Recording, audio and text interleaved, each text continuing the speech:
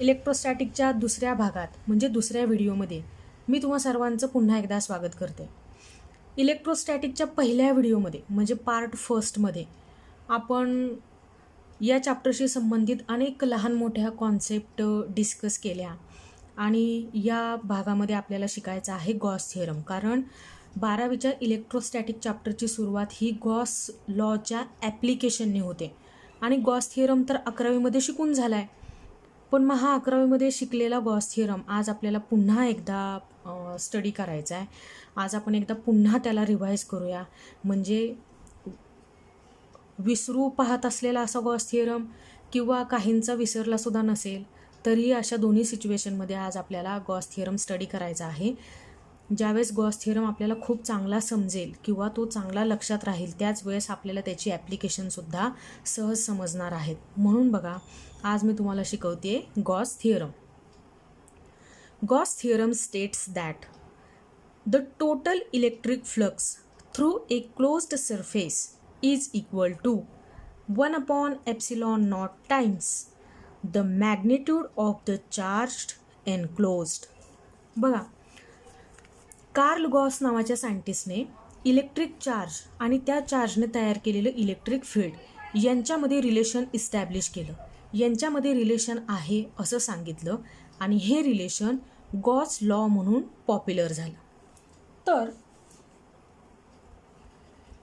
Carl Gauss gives a law expressing the relationship between electric charge and its electric field which is called Gauss law. गॉस लॉने असं statement दिलेलं आहे की the total electric flux through a closed surface, एका closed सरफेसमधून जाणाऱ्या pass होणाऱ्या टोटल इलेक्ट्रिक फ्लक्स ह्या इक्वल असतील. कशाला? तर 1/ε0 times the magnitude of the charge enclosed. बघा, जितका चार्ज एका क्लोज्ड सरफेसमध्ये आहे त्या चार्जने 1/ε0 मल्टिप्लाय केलं की त्या क्लोज्ड सरफेसमधून पास आऊट होणाऱ्या टोटल इलेक्ट्रिक फ्लक्सची मॅग्निट्यूड आपल्याला फाइंड आऊट करता येते. हे कोण सांगतंय? तर हा सांगतोय गॉस थिअरम. या गॉस थिअरमला आपण गॉसेस लॉ असं सुद्धा म्हणू शकतो. काही वेळेस लॉ म्हटलं जातं, काही जण याला गॉस थिअरम असं म्हणतात. ठीक आहे, मी इथं गॉस थिअरम म्हणते.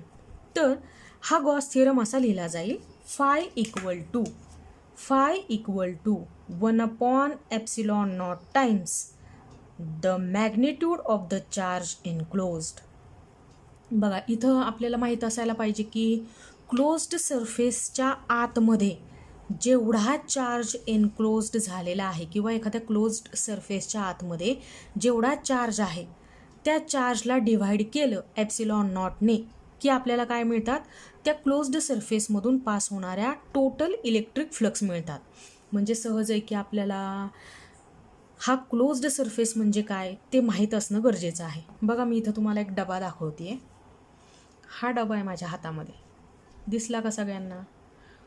ठीक आहे, याचं झाकण काढते. ही डब्याची सगळ्यात खालची बाजू आहे. हे बघा, हा एक सरफेस आहे.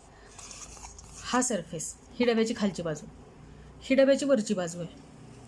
इथं एखादा चार्ज मध्यभागी मी ठेवला, हा इथं, तर याचा अर्थ असा होईल की हा चार्ज आपण कुठं ठेवला आहे? तर एका ओपन सरफेसमध्ये ठेवलेला आहे. ठीक आहे, मग ह्या डब्याच्या आतमध्ये कुठंही मी एक चार्ज ठेवते. बघा, हा मी काय करते, ह्या डब्याच्या कुठल्याही जागेवरती मी एक चार्ज आहे असं इमॅजिन करते. तुम्ही पण इमॅजिन करा.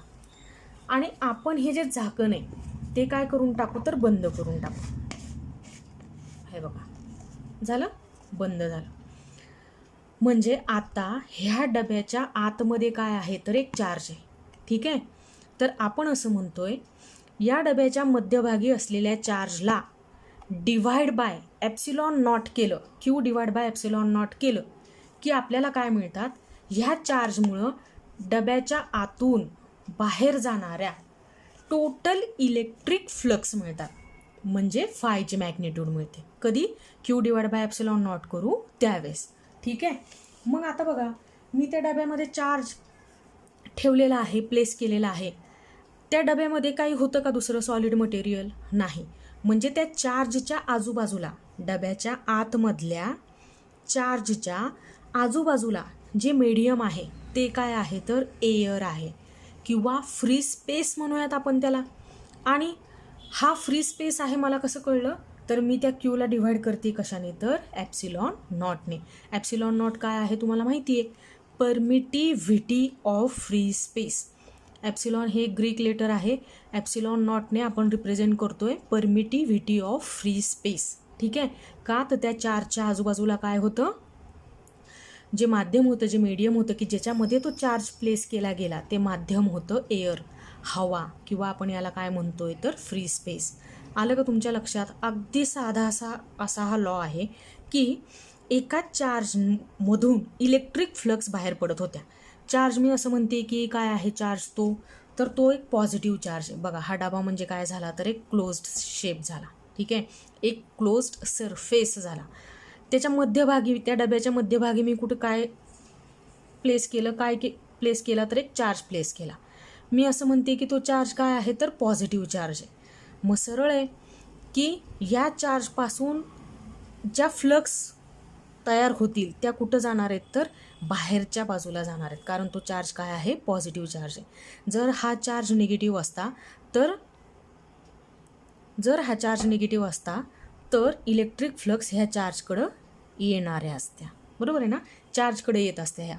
जर हा पॉझिटिव्ह आहे तर याचा अर्थ फ्लक्स कशा होतात आहे तर चार्जपासून दूर जात आहेत, कारण इलेक्ट्रिक फ्लक्स ह्या ट्रॅव्हल होत असताना कशा ट्रॅव्हल होतात, from positive charge to negative charge.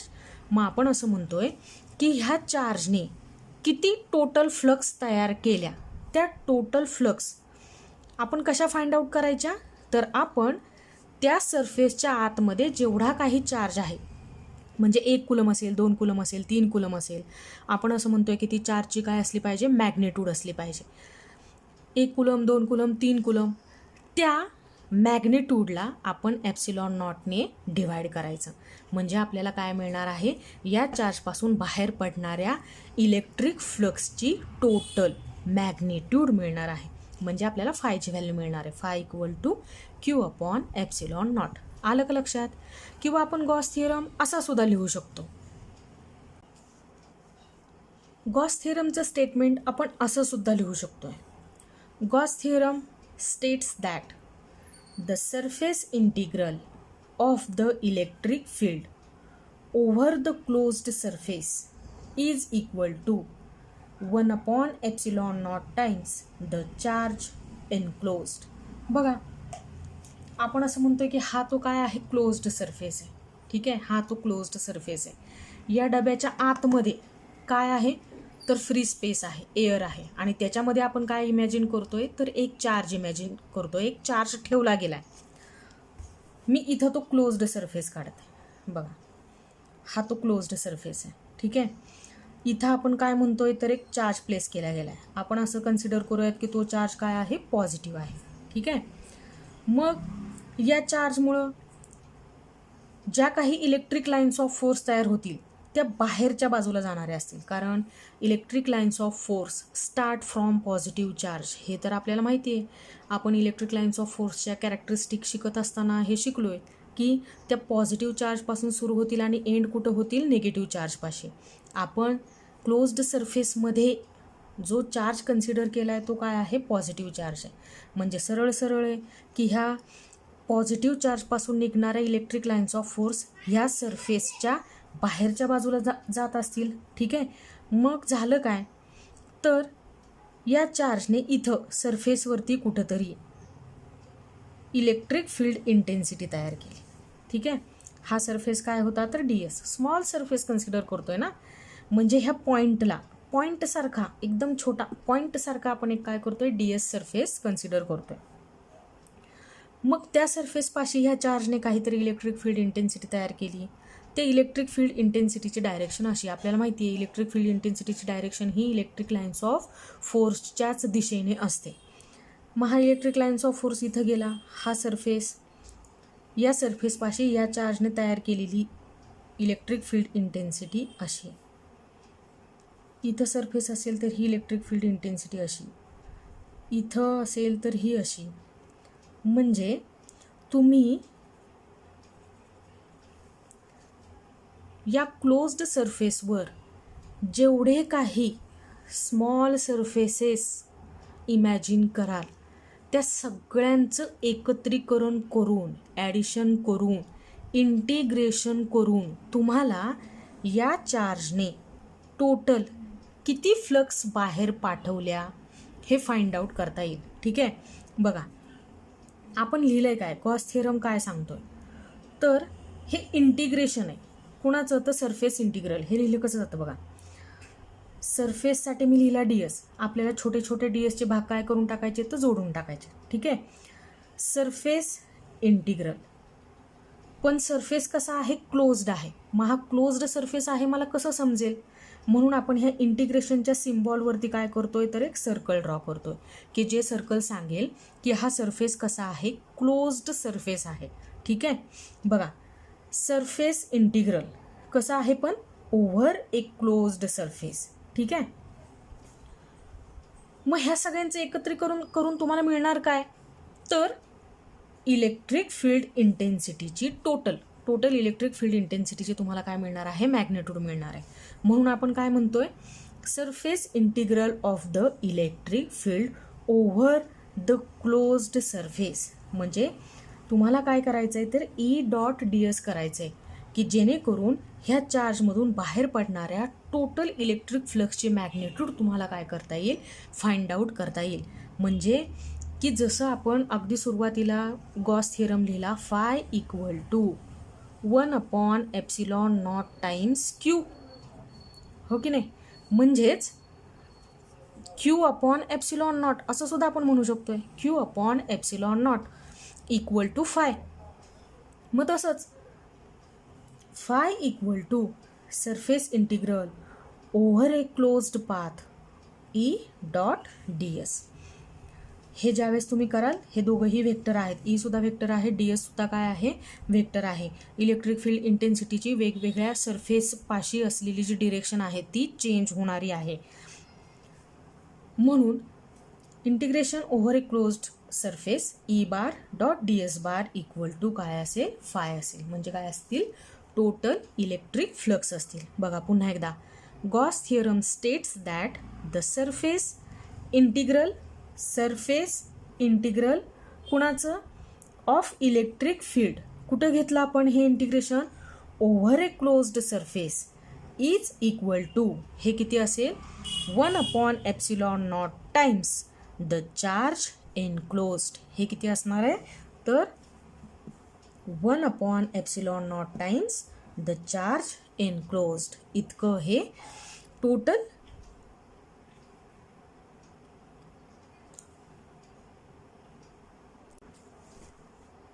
Electric flux represent करणारं असेल.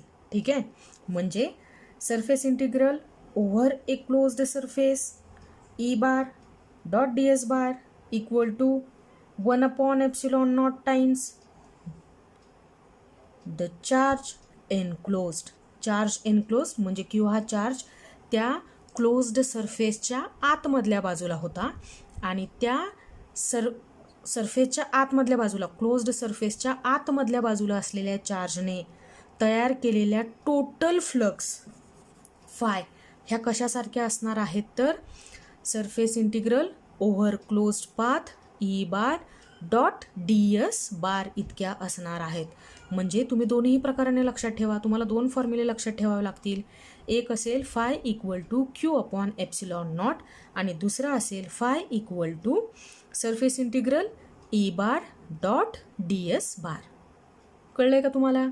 तुम्हाला जे कुठलं स्टेटमेंट लक्षात राहत असेल ते तुम्ही परीक्षेला लिहायचं. ज्यावेळेस स्टेट गॉस थिअरम किंवा स्टेट गॉसेस लॉ असा प्रश्न विचारला जातो की ज्याच्यामध्ये फक्त स्टेटमेंट लिहायचं असतं, असे प्रश्न 2 मार्कांसाठी विचारले जातात परीक्षेमध्ये. मग त्याच्यामध्ये स्टेटमेंट लिहायचं आणि फाय इक्वल टू हे लिहायचं, surface integral E bar dot D S bar किंवा phi equal to Q upon epsilon naught. तुम्हाला दोन वेगवेगळी स्टेटमेंट मी सांगितली, तुमच्या जी लक्षात राहत असतील त्या दोघांपैकी एक स्टेटमेंट तुम्ही परीक्षेमध्ये लिहायचं. फॉर्म्युले मात्र आपण दोन्हीसाठी लक्षात ठेवूया. Phi equal to surface integral E bar dot D s आणि दुसरा formula phi equal to 1 upon epsilon naught times Q किंवा आपण क्यू अपॉन एप्सिलॉन नॉट असं सुद्धा काय करू शकतो, लक्षात ठेवू शकतो. ठीक आहे, समजलं तुम्हाला गॉस थिअरम काय आहे तो. आपण गॉस थिअरमचा किंवा गॉसेस लॉचा प्रूफसुद्धा देऊ शकतो कुलम्स लॉचा वापर करून. बघा, गॉसेस लॉ तर मी तुम्हाला आत्ताच सांगितला. Phi equal to 1 upon epsilon naught times total charge enclosed in closed surface. तिथं स्टेटमेंट शिकवत असताना कॅपिटल क्यू कन्सिडर केला होता, इथं स्मॉल क्यूला टोटल चार्ज म्हणते. कन्फ्यूज होऊन जाण्याचं कारण नाही, मी इथं कॅपिटल क्यूसुद्धा लिहू शकते. मी आता इथं स्मॉल क्यूला काय म्हणते तर टोटल चार्ज म्हणते. ठीक आहे, किंवा फाय इक्वल टू तुम्हाला दुसरं स्टेटमेंटसुद्धा सांगितलं होतं, surface integral of E bar dot D S bar is equal to Q upon epsilon naught. हे दोन्हीसुद्धा काय आहेत तर गॉस लॉचं आहेत. ठीक आहे, गॉसेस लॉचं आहेत. हे एका क्लोज्ड सरफेसने एनक्लोज्ड केलेला चार्ज, आपण असं म्हणतोय की तो चार्ज काय आहे, पॉझिटिव्ह चार्ज. इथं आर इतक्या अंतरावरती आपण एक स्मॉल सरफेस कन्सिडर केला. हा डी एस म्हणजे एरिया वेक्टर आहे. एरिया वेक्टर नेहमी सरफेसला परपॅन्डिक्युलर ड्रॉ केला जातो आणि तो आउटवर्ड डिरेक्शनने असतो, म्हणजे बाहेरच्या बाजूला असेल. म्हणजे हा डी एस व्हेक्टर असा असेल किंवा एरिया व्हेक्टर असा असेल. इलेक्ट्रिक फील्ड इंटेन्सिटी तर तुम्ही बघताय इलेक्ट्रिक लाईन्स ऑफ फोर्सच्या दिशेने असते, म्हणजे ती सुद्धा इलेक्ट्रिक लाईन्स ऑफ फोर्स क्यूपासून निघणारे असतील आणि इथं कुठंतरी बाहेर निगेटिव्ह चार्ज असतील तिथंपर्यंत जाणारे असतील. मग त्याच इलेक्ट्रिक लाईन्स ऑफ फोर्सच्या दिशेने कोण दिसतंय तर ही इलेक्ट्रिक फील्ड इंटेन्सिटी दिसते. ठीक आहे, याचा अर्थ असा, ह्या सरफेसमध्ये हा जो सरफेस आहे आणि ही इलेक्ट्रिक फील्ड इंटेन्सिटी जर एकाच दिशेने जाणारे असतील तर सरळ किती एकमेकांना पॅरलल आहेत आणि त्यांच्यामधला अँगल जो आहे तो काय आहे, 0 डिग्री आहे. हे आपल्याला लक्षात ठेवायचं. ठीक आहे, कुलम्स लॉ तुम्हाला माहितीच असेल. कुलम्स लॉ सुद्धा आपण 11वीमध्ये शिकलोय. दोन चार्जेसमध्ये फोर्स ऑफ अट्रॅक्शन एक्झिस्ट करतो किंवा फोर्स ऑफ रिपल्शन एक्झिस्ट करतो. तर कुलमने त्या दोन चार्जेसमध्ये ॲपियर होणारा, त्या दोन चार्जेसमध्ये ॲक्ट होणारा तो फोर्स ऑफ अट्रॅक्शन असू शकतो किंवा तो फोर्स ऑफ रिपल्शन असू शकतो. त्या फोर्सची मॅग्नेट्यूड कुलमने आपल्याला फाइंड आउट करायला शिकवली. काय सांगत होता कुलम्स लॉ? बघा,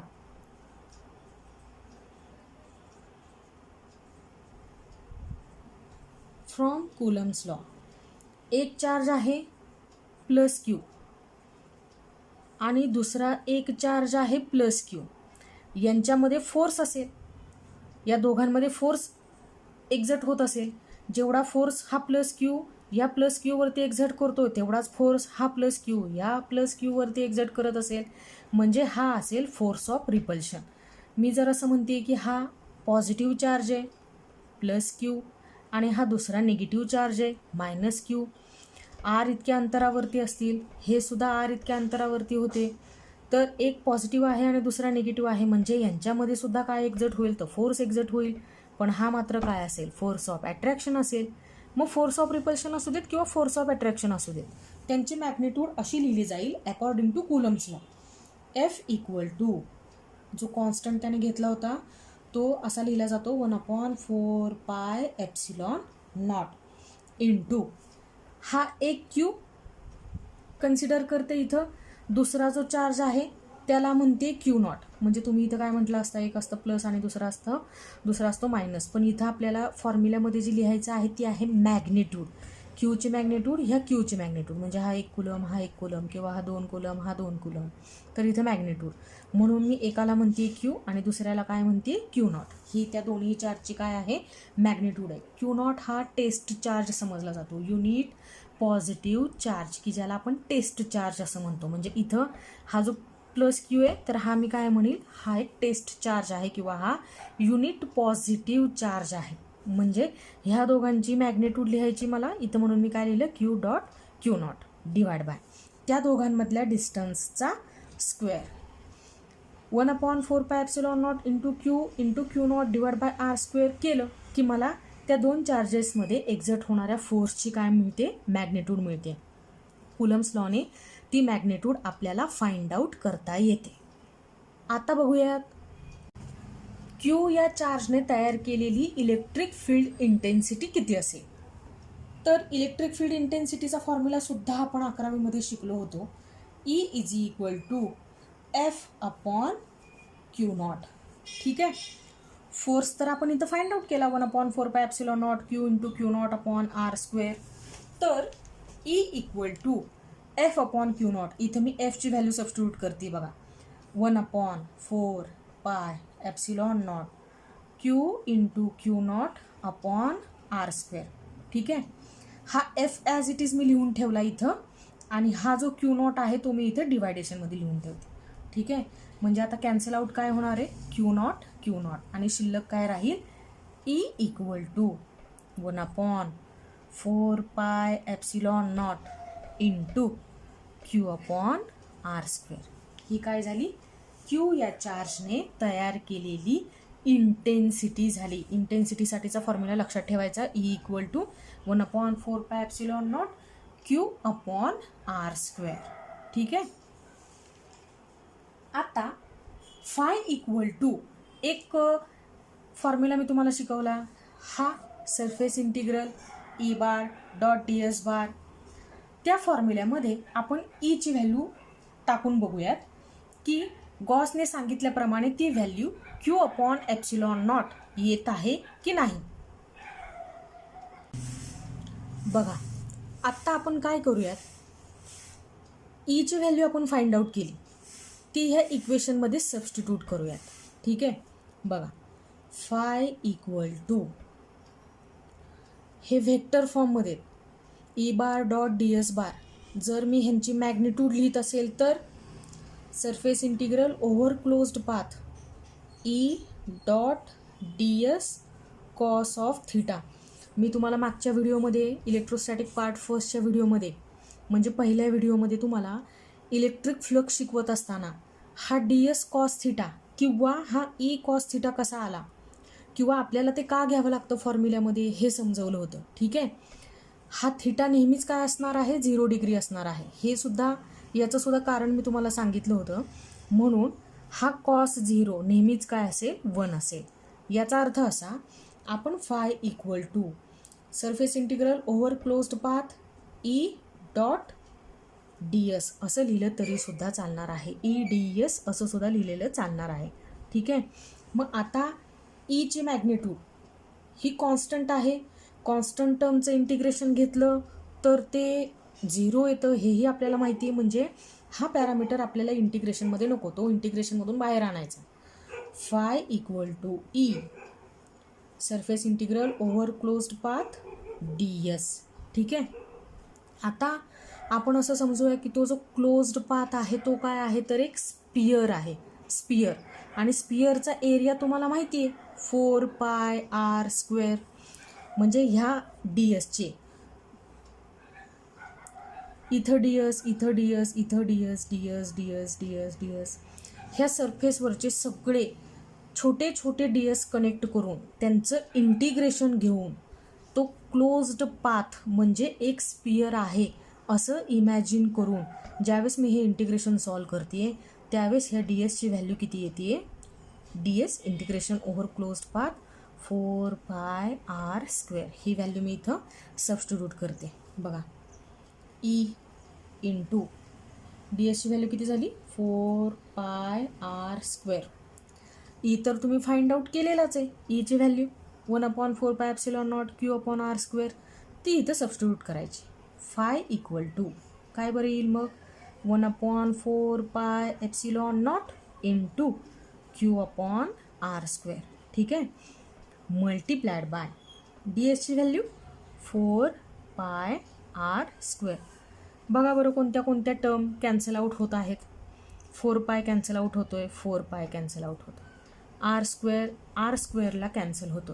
शिल्लक काय राहतंय फक्त इथं न्यूमरेटरला क्यू आणि डिनॉमिनेटरला ε0. म्हणजे phi equal to Q upon ε0. ठीक आहे. की जो तुमचा काय आहे, गॉस थिअरम आहे. किंवा जो तुमचा गॉसेस लॉ आहे. गॉस थिअरम म्हटलं तरी चालणार आहे किंवा गॉसेस लॉ असं म्हटलं तरी सुद्धा चालणार आहे. म्हणजे बघा, आपल्याला कुलम्स लॉचा वापर करून गॉसेस लॉ किंवा गॉस थिअरम काय करता येतो, प्रूव्ह करता येतो. म्हणून मी तुम्हाला सांगते की गॉसेस लॉसाठीचे हे 2 फॉर्म्युले तुमच्या डोक्यात असणं गरजेचं आहे. एक आहे phi equal to Q upon epsilon naught. Q हा काय असेल, टोटल चार्ज असेल की एका क्लोज्ड सरफेसने, क्लोज्ड सरफेस म्हणतोय आपण, मग तो रेग्युलर शेपसाठी असू देत किंवा इरेग्युलर शेपसाठी असू दे. गॉस लॉ आपण इरेग्युलर शेपसाठी सुद्धा अप्लाय करू शकतो, रेग्युलर शेपसाठी सुद्धा अप्लाय करू शकतो. फक्त कंडिशन अशी असेल की तो सरफेस काय असायला पाहिजे, क्लोज्ड असायला पाहिजे. ठीक आहे.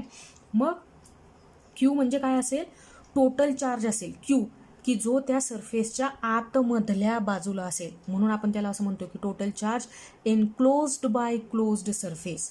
ती व्हॅल्यू कुणाची असेल तर ह्या क्यूची असेल. आणि एप्सिलॉन नॉट म्हणजे काय असेल, परमिटिव्हिटी ऑफ फ्री स्पेस. कारण ते चार्जच्या आजूबाजूला काय आहे, फ्री स्पेस आहे. तुम्हाला मी सांगितलं की डब्याच्या आतमध्ये कुठेतरी आपण एक चार्ज आहे असं कन्सिडर करतोय आणि त्या चार्जच्या आजूबाजूला मग काय असेल तर फ्री स्पेस असेल आणि हवा असेल, एअर असेल. म्हणून मी परमिटिव्हिटी घेते इथं आणि तिला रिप्रेझेंट करते एप्सिलॉनने आणि आपण त्याच्या पायाशी काय करतोय तर 0 ड्रॉ करतोय आणि सिम्बॉल तयार होतोय एप्सिलॉन नॉट, किंवा त्याला एप्सिलॉन 0 असं सुद्धा म्हटलं जातं. Phi equal to Q upon epsilon naught हा काय आहे तर गॉस थिअरम आहे. किंवा मग हाच आपण कसा लिहू शकतोय, surface integral over a closed path E bar dot D S bar. हा सुद्धा काय आहे तर गॉसेस लॉच आहे किंवा हा सुद्धा काय आहे तर गॉस थिअरमच आहे. आणि कुलम्स लॉचा वापर करून आपल्याला तो काय करता येतो, प्रूव्ह करता येतो. ठीक आहे. म्हणजे आज तुम्हाला मी एकूण 3 फॉर्म्युले शिकवले. एक होता phi equal to Q upon epsilon naught, दुसरा होता phi equal to surface integral E bar dot D S bar, आणि तिसरा फॉर्म्युला होता इलेक्ट्रिक फील्ड इंटेन्सिटीसाठीचा E equal to 1/4 pi epsilon naught Q upon R square. ठीक आहे. आजच्या पुरतं एवढंच. या व्हिडिओमध्ये आपण इथंच आपलं काम थांबूयात आणि पुढच्या व्हिडिओमध्ये आपण गॉस थिअरमसाठीचं जे पहिलं ॲप्लिकेशन आहे, जे एका स्पेरिकल शेलसाठीचं आहे, ते शिकूयात. ठीक आहे. थँक्यू.